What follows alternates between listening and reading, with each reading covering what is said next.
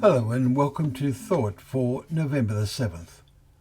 Our readings are 2 Chronicles chapter 36, Hosea chapter 4 and Acts chapter 20. And our thought is, I am innocent.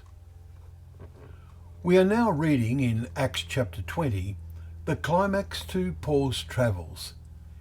He is heading towards his destiny in Jerusalem. He arrives at Miletus and sent to Ephesus and called the elders of the ecclesia to come to him. Verse 17. Among the things he said to them was his declaration in verse 25 that none of them would see his face again, adding the challenging comment to them and to us, "Therefore I testify to you this day that I am innocent of the blood of all, for I did not shrink from declaring to you the whole counsel of God." Verses 26 and 27. This creates for us food for thought and meditation. How much have you and I declared at least a fundamental message to our neighbours, friends and work associates that there is a God who made everything and who will soon punish the world because it has become so totally godless?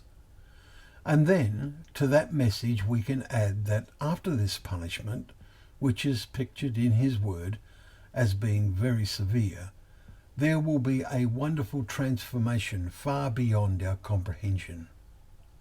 It will greatly exceed the transformation that took place in Judah and Jerusalem in the time of Ezra, which we will start reading about tomorrow.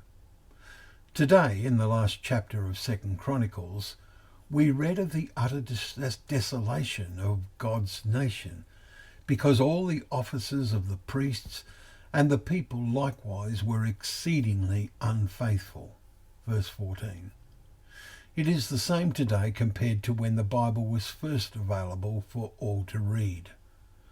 Most of us are familiar with Isaiah's prophecy of what shall come to pass in the latter days.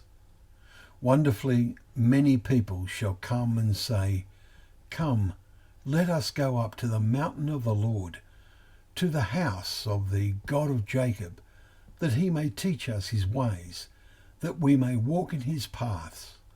For out of Zion shall go the law, and the word of the Lord from Jerusalem. He shall judge between the nations, and shall decide disputes for many peoples." Chapter 2, verses 2 to 4. "And in Zion they shall worship at the new glorious temple, which Jesus said would be a house of prayer for all the nations." Mark chapter 11, verse 17. Let us witness to the wonder of our faith in this hope, so that we can say, "I am innocent of the fate of my workmates, neighbours and others of the world I have contact with, because I have not failed to testify to what I believe." Remember the comment Paul made to the Corinthians, "I believed and so I spoke." 2 Corinthians chapter 4 verse 13. Let us do likewise.